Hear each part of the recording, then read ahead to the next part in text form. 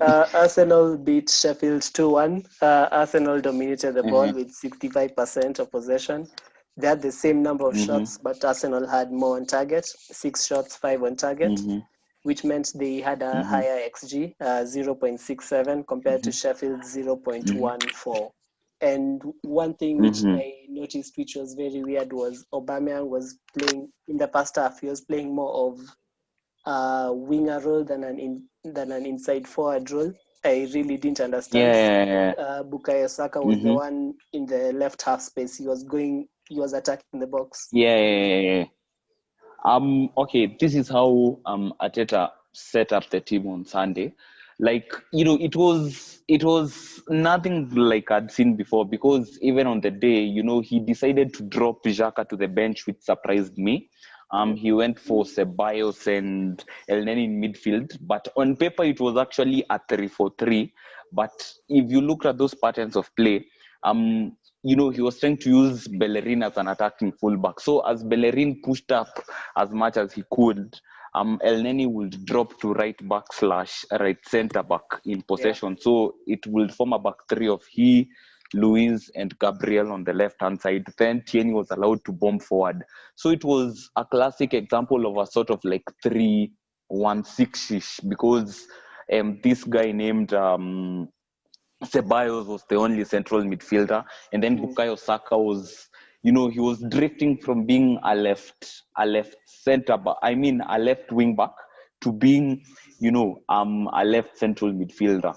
It's called a mezzala, the half winger. The Italians call that role a mezzala, someone who drops to left back without the ball, becomes as a left central midfielder in possession, or sometimes even becomes a winger that allows, the left-sided inside forward, that is Aubameyang, to drift inside. So there was a lot of tactical tweaks. He even decided to drop Lacazette for Eddie Nketiah, which I think surprised me personally. I know I am a big fan of Eddie, you know that, but I don't think that was the game to play Eddie, because, Sheffield United are a very physical side. They require someone who can hold the ball well and, live up to their defenders, someone as strong as Lacazette, But, the introduction of Pepe, I think changed things, because we were flat that first half.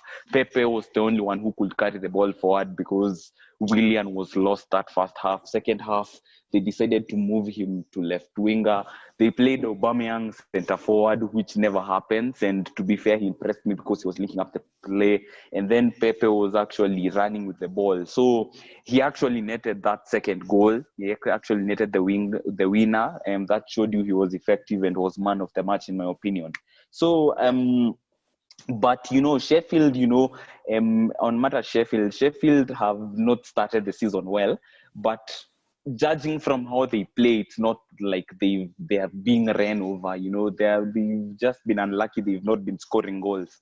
And I think the addition of, Ryan Brewster is going to work wonders for them, because they lack, that sort of clinical striker, that sort of like player who can get them goals. And we know that Brewster has goals in him. He scored a goal every 2 matches. He averaged a goal every 2 matches for Swansea on loan. And, he was a World Cup winner with England under 17s, where he was Golden Ball winner in 2017. So I think he's going to be a really good addition for them. And I don't think Sheffield will struggle like people are saying they'll struggle because of second season syndrome. They've actually been playing pretty well and have been unlucky not to be getting points from games. Yeah, and Karen, what do you think about the performance from a Sheffield perspective, if you watched the game? Yeah, I did. The first half was so boring, but Sheffield, that's how Sheffield are. Like, with Sheffield, you can find the centre back is the farthest man forward. They all attack at once and they all defend at once, and like all of them are kind of defensive, so it was expected. But they held it down. Guys were saying Luis should have been off, and then another guy, Berger, should have been off. I don't know if it's Berger or Badge, whatever. But I really like him, by the way.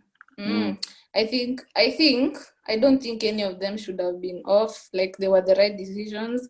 But when this guy, Pepe, came on, you saw Saka and Willian interchanging between number 10 and left wing, and Oba at CF. That's me personally. I think that's how it is. That's how it's supposed to be.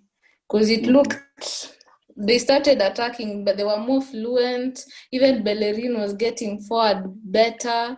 It just looked better in the second half. And Pepe, after the midweek game, a lot of people were writing him off.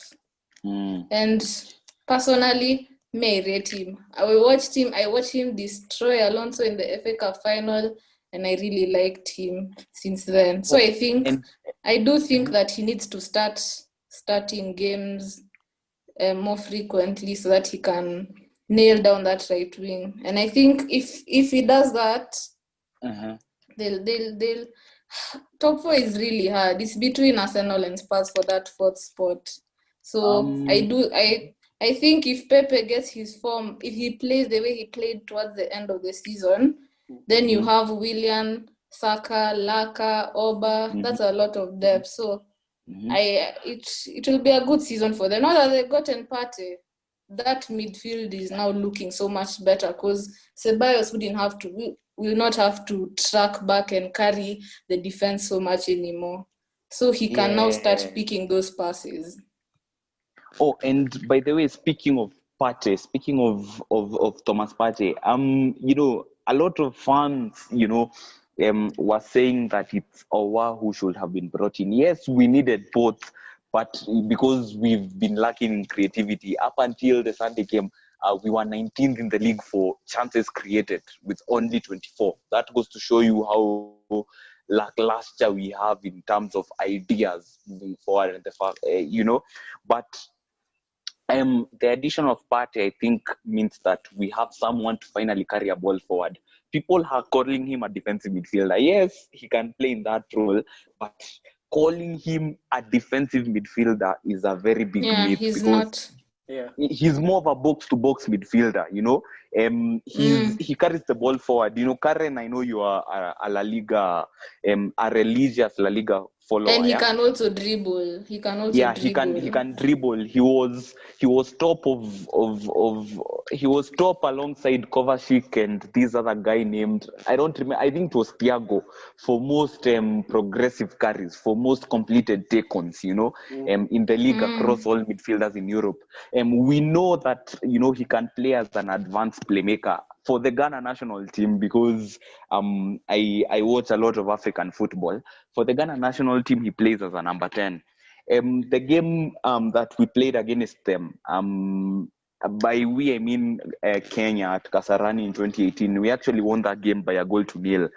I attended that game at Kasarani. He was actually playing as the number 10.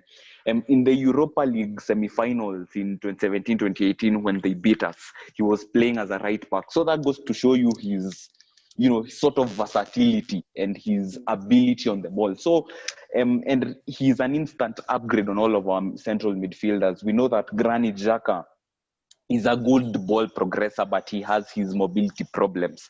Dani Ceballos as well, he's a good ball carrier.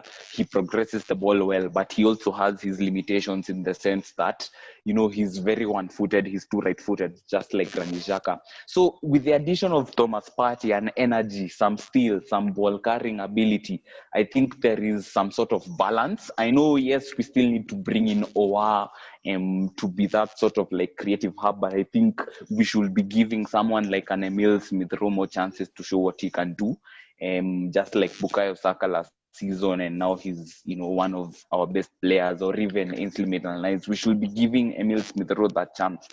But in my opinion, up until the arrival of Partey, I didn't have us in top 4, in all honesty. I had us finishing 5th, but now I'm confident and at least we'll finish 4th because I trust what Arteta is doing at the moment.